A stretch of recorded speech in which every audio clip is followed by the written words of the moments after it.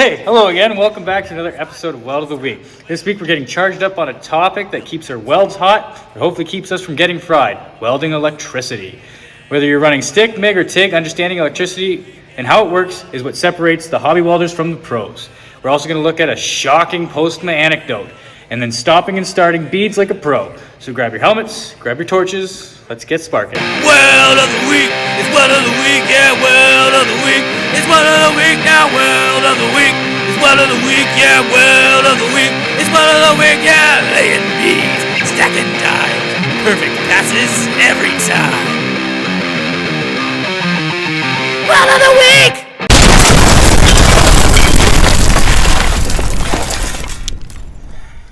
See this right here? This is our main power switch when it comes to welding.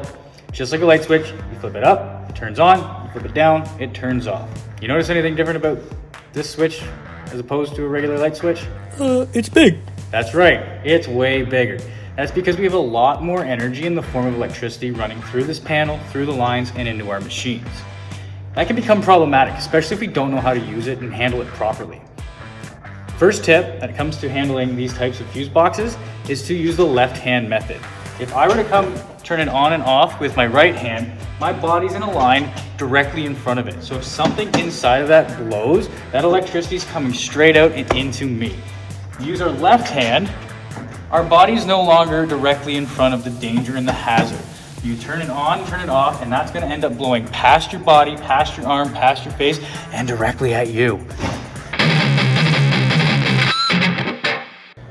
You ever sat down and wondered why welders aren't getting electrocuted or zapped every time they lay down some awesome beads? I mean, if you think about it, the electricity's running from your torch to your weldment through to your work lead or ground clamp.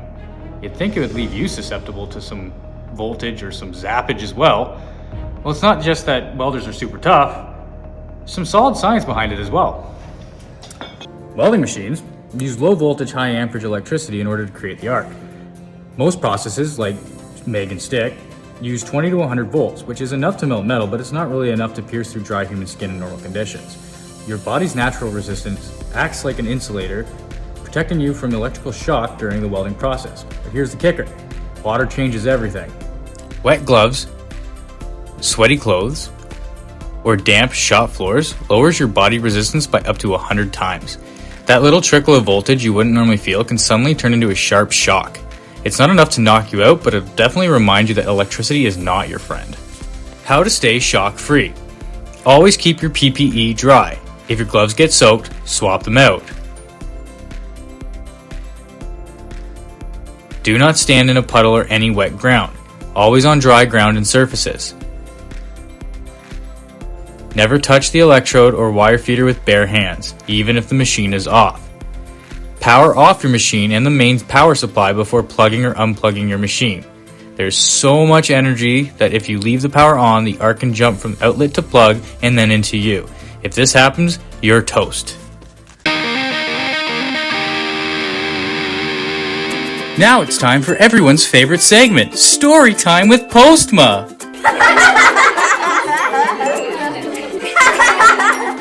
Back when Postma was a young welder apprentice and eager to please, he was on a job site in Hamilton building a flour mill. During the morning toolbox talk and job designations, he was tasked with welding some of the exposed structures about 40 to 60 feet above the ground. His foreman mentioned that it was looking like rain, so he'd better get to it and get it done before it came. However, the second they stepped out of the job trailer, it was already raining. Postma approached his foreman and asked if it was still safe to weld. His foreman then replied, "I don't care if it's raining. Get your up there and start welding." Yes, sir. Again, being an eager-to-please apprentice and not knowing his rights as an Ontario worker, the right to refuse unsafe work, Postma scurried up the ladder and got to welding. Within a matter of minutes, he was drenched to the bone, including his welder stinger and his gloves.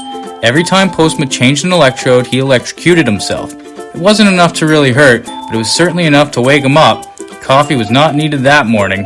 To add insult to injury, the moment he finished up the welding job, the rain stopped and the sun shined. But at least his foreman was dry and happy.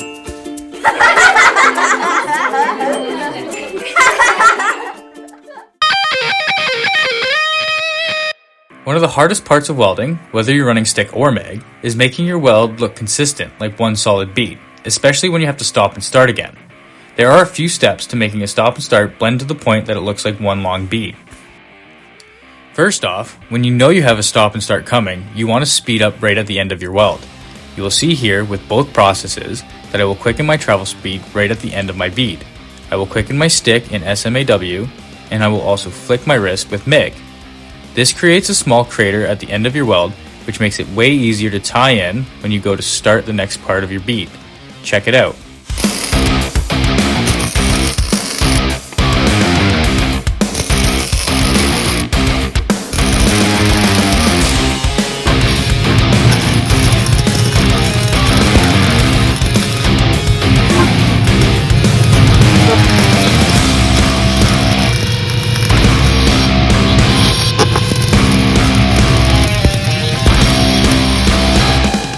Okay, so this is the technique that I was talking about. You can see it right here where it got to the end of that weld where I knew I was going to stop. I sped up quite a bit, made this weld quite a bit smaller, and it also starts digging out all the material around it, allowing for our start to be nice and smooth with the rest of our weld. I did that with all 4 of my stops. Just before finishing it up, I go a little bit quicker, just so I have a smaller portion of weld to start with. Now, another aspect that you can implement when it comes to our stop and start is something called feathering. And feathering is where we're actually going to grind out the end of that weld, like so, to give us kind of the same profile. And we can feather stop and starts, and you can also feather tacks when it comes to fit up and welding. A feather tack will just disappear basically so that you don't have a massive lump like so when you start welding over it. So go ahead, give that a shot, try both, try that quick finish and the feathering option as well.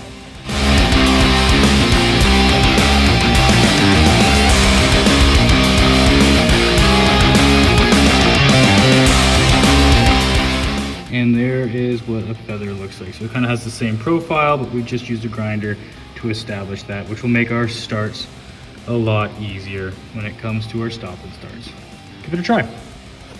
Okay, so now we got our feathered spots. We want to make sure we don't want to strike over here, right where it stopped. We want to go a little bit ahead. We're going to bring it back in and then start our weld. So you actually strike a little bit further ahead of our stop or our feather. You're going to start it around there and you're going to bring it back in and then carry on with the weld.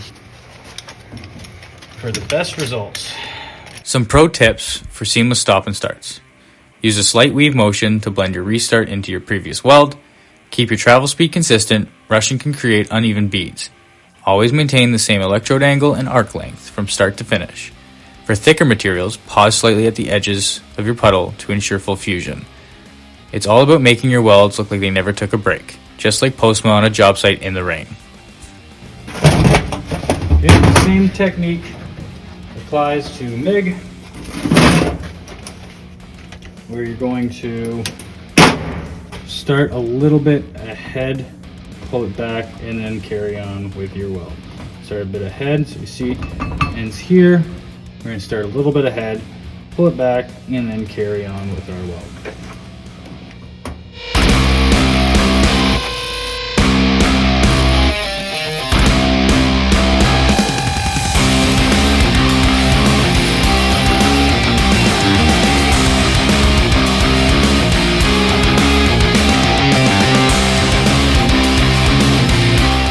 Cleaning them up, you can barely tell they're 2 different welds.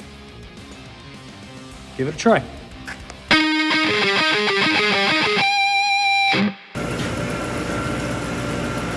Well, there we have it. Another successful weld of the week. Hopefully you can take these tools, tips, and tricks and add them to your welding tool belt to help you become the next best welder. Hopefully it was well worth it. Again, we'll see you next week on Weld of the Week. Warmest wishes. Weld of the week, so what do you think? Weld of the week, it's weld of the week, yeah, weld of the week. It's weld of the week, now weld of the week. It's weld of the week, yeah, weld of the week. It's weld of the week, yeah, laying bees, stacking dimes, perfect passes every time. Weld of the week!